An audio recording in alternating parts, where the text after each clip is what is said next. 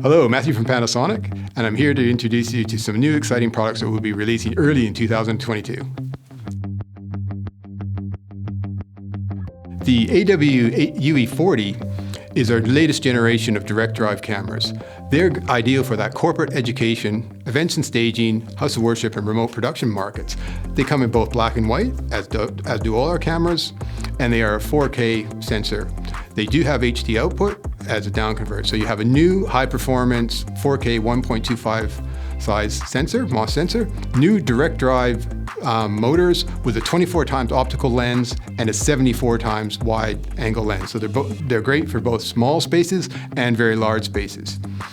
We have 4K HDMI out, as well as we can add options like NDI HX, and we have SRT as standard, and H.264 and RTMPS streaming.